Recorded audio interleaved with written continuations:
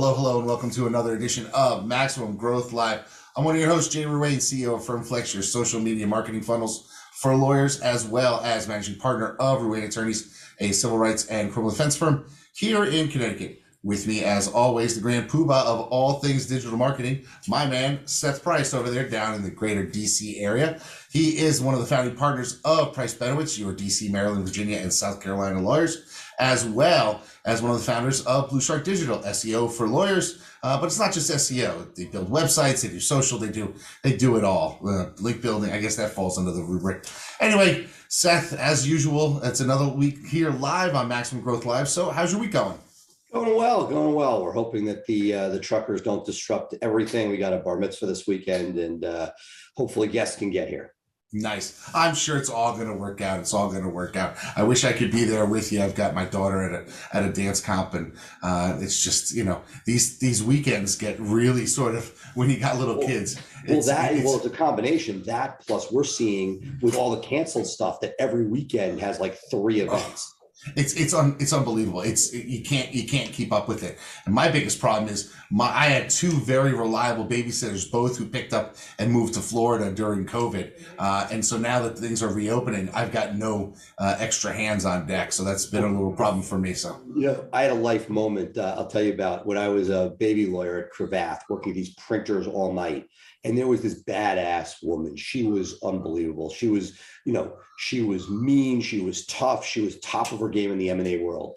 And at like 2 a.m, she got a text that like her nanny had quit.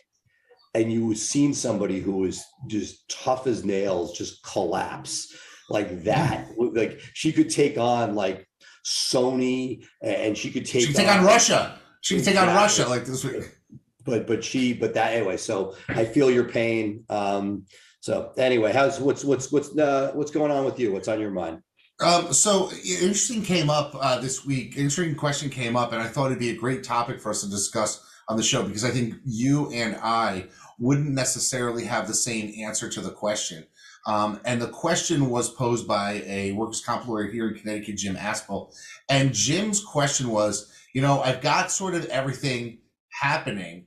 And I have a little windfall money. Now, granted, he's getting it from like a PI settlement, but there are people who could look in their books and it's, it's the beginning of March. So, you've got the rest of the year to go. So you don't necessarily have to tithe away money for taxes right now. Of course, you should always be doing that as you scale, so you're not hit with a bill that's going to knock your socks off. But his question was, what could I do to make, to make some moves if I were sitting on an extra $5,000 or $10,000 or $20,000. So let's walk through it. Let's get your opinion, and we'll go through 5, 10, and 20, and see what you would do with a $5,000 budget that you have. What would you do if somebody said, "Here's $5,000, you got to spend it on your firm"? What are you going to do with that money? Look, I come from a digital marketing perspective. And while SEO is not something you want to do with a one-time hit, right? That's the long-term commitment you're building into, whether it's PPC or LSAs right now. To me, I'd funnel some money there. Now, look, a word of caution, outside of the PI space, the LSAs are much more erratic, some up, some down. So this is not a panacea, but I guess my feeling is I would attempt some marketing effort to write off. So if it doesn't work, you're not paying tax on it. And secondly, if it does work, it can lead to something that you can scale beyond excess money. And so to me, the idea that you have something where you're like, hey, there's money on the come, great. Some people take the attitude, hey, I'm going to get a vacation week for my family somewhere that I wouldn't go ordinarily. Friends of ours have done that. But to me, from a business point of view, that is one of the few things, because you can't really hire a new employee at $5,000 or $10,000. You could buy a quarter of time. You might be able to get a virtual assistant to work with you on review generation, something towards marketing. But to me, it's testing something. Could be reviews, could be PPC. It could be, hey, this is going to get me into the organic game, whatever it is, but putting something that has a chance of making you more money. Okay, so my response is I like that, but I think when you've got a finite number of dollars, like $5,000, one of the best things that you can do is actually invest in your offline marketing, your referral-based marketing, because not that it takes a ton to move the needle digitally, but you do have to put an investment over time. Getting somebody to write $5,000 worth of content isn't necessarily going to turn into agreed. business in the next 2 months. But here's what I'm thinking you do with that $5,000.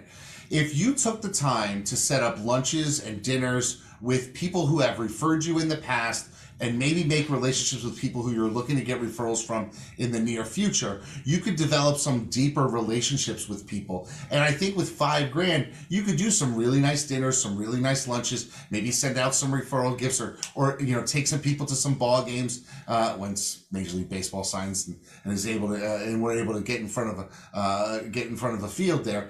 But I think that's one of the big things, and I know you have a tendency to go to digital, but No. I disagree with you for a different reason. I love it. I think people should be doing that anyway, and that's not a money thing. That's an effort thing. If you said to me, I'm going to take the $5,000 and I'm going to take my top 100 referral people and I'm sending them a nice gift, fine. It's something you wouldn't do otherwise. If you say, I'm going to buy season tickets because it's going to force me to take somebody, as you've done with your box, I buy that. What I don't buy is I'm going to start motivating, because you can't pay for the motivation. The truth is, if you could do a dinner or a lunch every week, money's not what's holding you up from that. It really isn't. A third of the time, people want to pick it up anyway. You pick it up. That isn't the issue. So to me, you want to use the money for something that, again, if it motivated you to do it, great. But the odds of that happening are so remote. I want something where you get that money and you're putting the money in play versus the sweat equity, which is like, dude, go take the lunches and dinners regardless. The money is not what's holding you back there. Well, I don't think the money is what's holding you back, but I think in this situation, what I would do is I would take $4,000 to spend on the dinners, and I'd take $1,000 and I'd have a VA setting them up, getting people there, coordinating it, make it as painless as possible on me as the guy who has to show up and sit down. And I guess likelihood, if we took 20 lawyers and we put them in that scenario and we said, go find a VA, hire them, have them do, there's no system for the VA, that's going to fail. The money for the dinners isn't the issue, because it's incremental over the year. So, it's funny. I was talking to a guy today who has a product. He's trying to sell a $7,000 widget to people in the marketing space, not legal. I said, why are you doing that? Why are you not charging $599 a month? If they pay up front, charging $7,000. But why is that word 7,000 coming out of your mouth? And to me, on this dinner stuff, you want to do that, go do that. But the whole point is, the odds of it breaking and never happening are too great in my estimation. And that you want something, when you buy season tickets, I have cap season tickets. Do you know how painful it is? I just gave away tickets to somebody who was a very good referral partner to the legal side. I gave it to this guy who works with our law firm and his wife specifically. I thought I got the Canadian hockey tickets. Turned out she's a Montreal fan. I gave her Toronto tickets. But the point is, we now have a story. It's fun. I can't and the truth is, if you have it and have to use like a timeshare, it gets done. But if it's something that's going to take labor and thought plus money, I'm concerned that it won't happen. So that when you're looking at what's the best use, I think that more often than not, it'll be a broken place and the money won't go in play. Yeah, I think, the reality is that with any of these ideas, it's all about the execution and getting it done. Okay. So I want to do with lower execution risk. Okay. All right. So next up, $10,000. You got $10,000 and you got to spend it on something that you're not doing now, right? So it's not just supplement your PPC, supplement your LSA, something new that you want to do with $10,000. What do you think you would do? So you're not gonna like it. Depends. B2B. We're going to go join a country club, something more substantial, substantial season tickets, more substantial, I'll go to your thing, some more substantial events that you're putting on, some sort of something that you're doing. But B2C, now you're starting to get that when you go over $10,000 or more, now you can do some serious damage with a quarter of paid search, over $3,000 a month. To me, that's enough money to start really moving the needle. And, if you do that, now you can sort of have a real on-ramp to something. Or you're like, hey, I'll make the greatest example. I'm stuck in some sort of a 2,500 nebulous, web marketing play. And I always use 2,500 as that over under. When you're under 2,500, there's only so much content and links that can be built. When you start pushing into that 3,000 to 4,000 non-PI, there's more meaningful things. So to me, if you had an extra 10,000 and you could push yourself with a legitimate agency to the point where you're now spending that next level, to me, that's one that will pay dividends and is worth that type of investment. Okay, so my $10,000 spend is going to be something that I don't know if you like, but it's in your bailiwick, and that's I want you to do something with digital marketing. And what I specifically want you to start doing is with $10,000, you can get about 1 million impressions with YouTube 15-second unskippable ads. And so if anybody's ever gone on YouTube, and I'm sure everybody who's watching has, they will make you watch an ad before you get to the video that you want. And there's different levels of these videos. There's a 6-second bumper, there's a 15-second video, there's 30 seconds or more. And they'll, with the 30-second ones, like after 6 seconds, you can press skip and get to it. But they also have a product that's a 15-second unskippable ad. And you'll notice that two things. Number one, 15-second unskippable is mainly what Google uses when they're advertising Google products on YouTube. So if Google's using it, it's probably something that works. And Amazon uses it the most, the 15-second. I have no doubt that that's a very effective piece. The question is, and it comes back to, I think, the answer out of the first one, which is test something. If that makes you happy and you want to do it, great. I would argue for most people that there are more immediate direct search elements before branding. I think but I'm saying they're already spending money on. No, but the question is, that's the real question. And so again, you're saying if somebody is sitting there and they're like, hey, I'm spending 7,000, I'm making this up, but I'm spending $6,000 on SEO. I have a $5,000 paid ad spend. I'm doing all that great. It's similar to my answer on the B2B side. If you already have season tickets and you're taking people out to dinner and you're doing all these things, great, move to digital. But until then, build out that portfolio. Whereas here, I feel like, yes, if you're maxed out, if you're doing everything you can through search, but what better place to get somebody than the moment they have a need rather than hoping that brand builds? Because as much as 10,000 is, when I speak to my mentors about TV, radio, and this is eventually a version of that, you can spend 6 months on TV or radio before you get a single call. Right. And so what I'm saying is $10,000 can get you 1 million impressions over a year.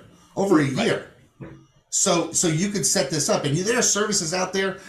You could build a 15-second ad like promo.com and that type of thing, and you can build some really nice looking stuff. Throw that out there, make it run for a year to eat up that 10 grand, and you'll build your brand. And remember, as lawyers, we're in this business for 20, 30, 40 years.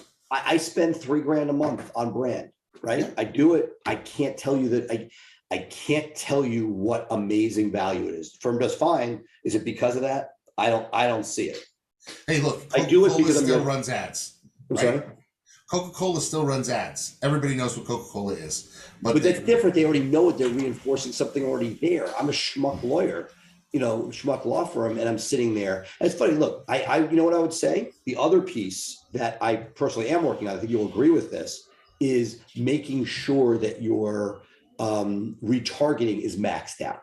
Oh, absolutely. And that may be a lower dollar. And again, easy to say, we all have some form of retargeting, but to really max it out, to me, I'd rather see that than general brand video. It sounds great, but I would love, I was just assuming you were already doing the retargeting. No, what I'm saying is I'm looking right now to say, what more can I do? I mean, again, I think there's a point of diminishing returns.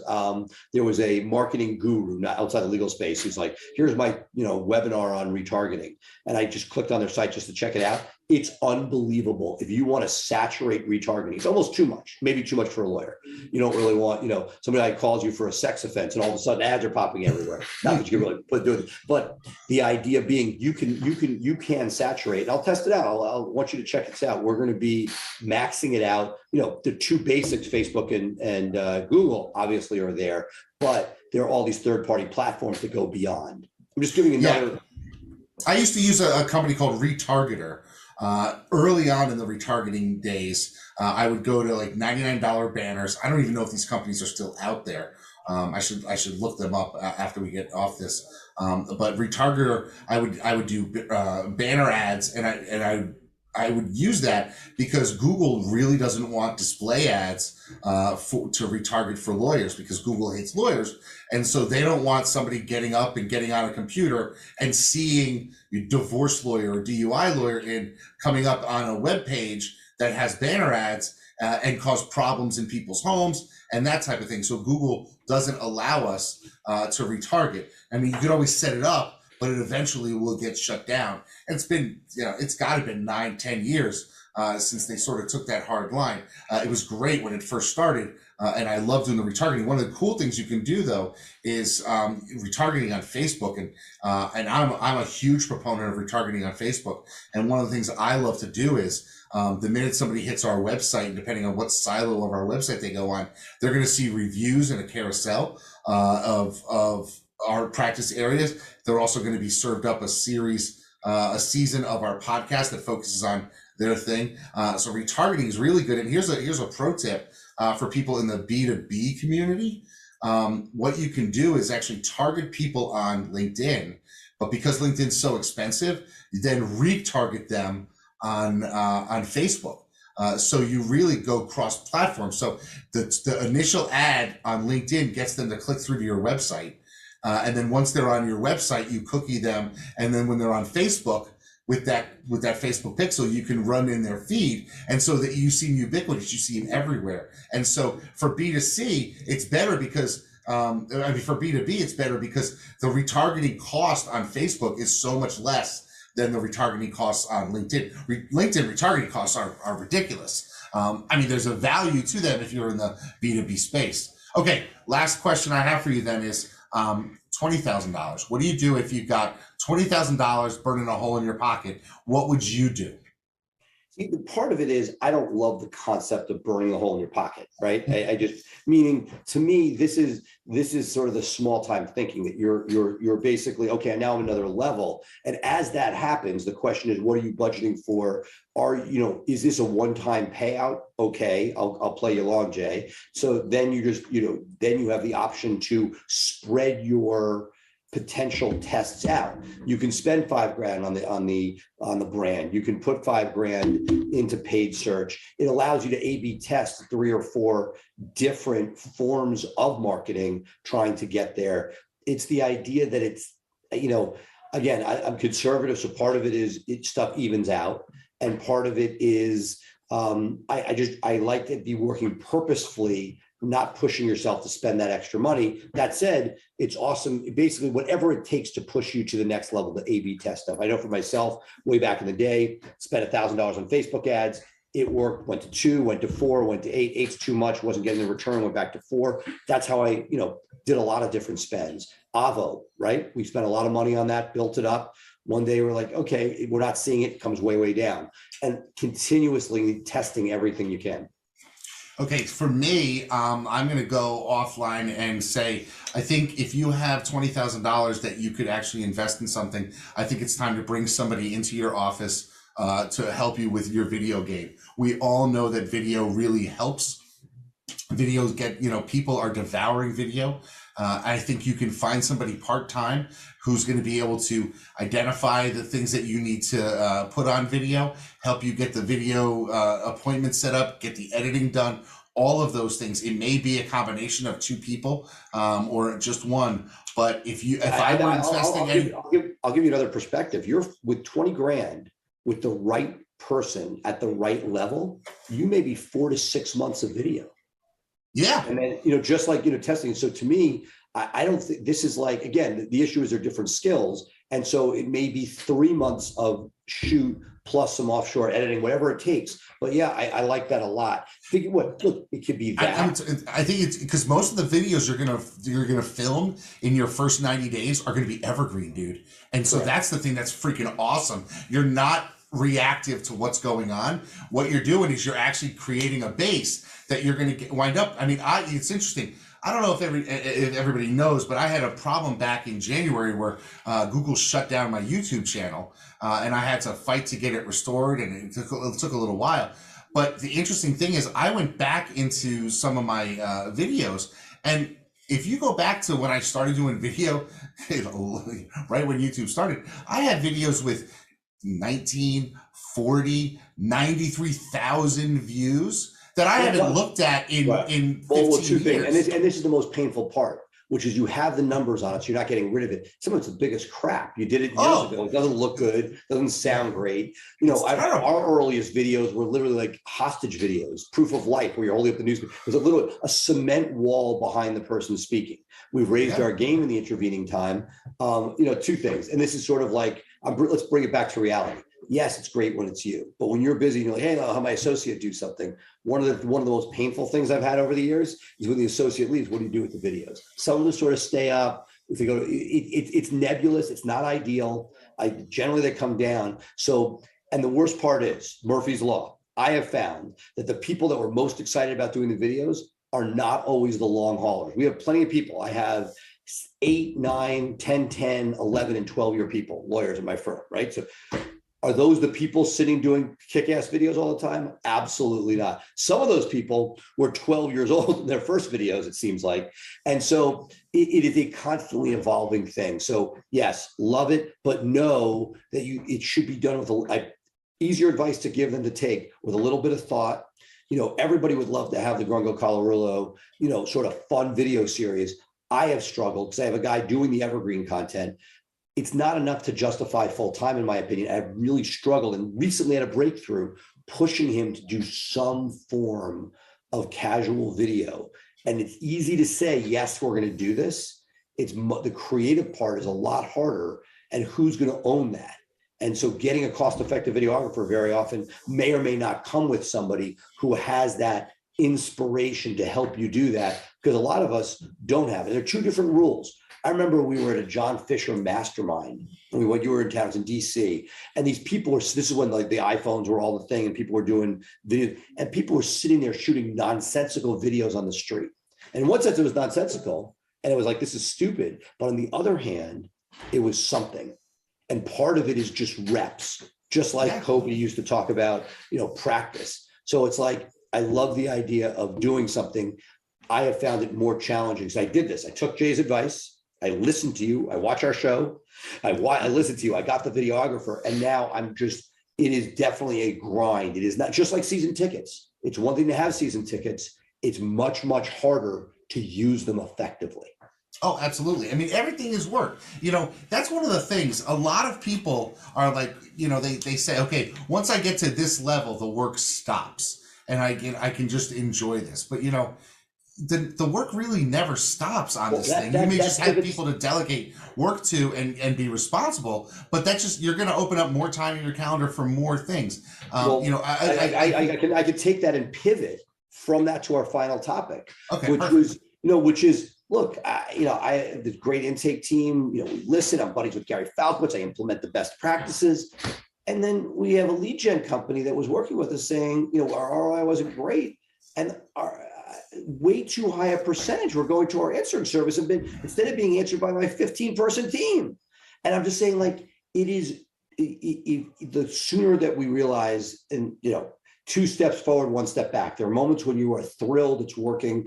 Intake is one of those easy things because people are very difficult to manage. So every time you think that it's set, you know, set it and forget it. What was Jay's favorite thing? The place pretty much runs itself. Think about all the things that have happened at your firm since that statement. Yeah. You know, that where if you were on a beach, it would not have been good.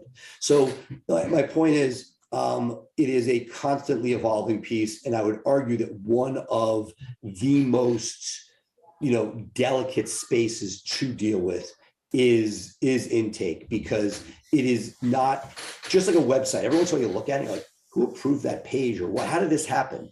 And, you know, how did this code change? You know, like mystery bunny. You track it, you look, you find. But intake, I would argue, is one of those things. So, you know, you're talking about money before. It's not sexy, but strengthening that, checks and balances, extra training, extra ghost calls, whatever it is, those things, not the worst, because as somebody who like prides himself on it, loves it, knows academically what to do, having that reflect in reality, much, much more difficult. You bring up a good point. Maybe we got 5 more minutes and we can talk about this, because I think this is something that, maybe the audience needs to hear. I've struggled with it. I don't know what your perspective is on it, but you know, if I were to hang a shingle tomorrow, brand new, with everything that I've learned about the practice of law, and if I decided tomorrow I want to do something that's totally outside my bailiwick, and I'm gonna hang a shingle on a trust and estates practice, I don't know what I'm doing, right? When it comes to writing a will, wouldn't know where to begin. But I could take a couple of weeks and get up to speed on it. I could have a website built out, start telling people I do trust and estates, and I could start generating some clients. And maybe by the end of the year, I'd have 25 or 50 grand worth of business. Next year, I'm a year into it. Yeah, I could probably double that. I could probably get to 100. Year after, maybe double that even more, get to 200. 3-4 years in, I could get to about 300. But I got to start hiring and that type of thing. And here's my point. There comes a point where it no longer becomes easy to keep doubling your money, and your revenue goes up. Instead of going 100% of revenue a year, now you're adding 15% or 5%.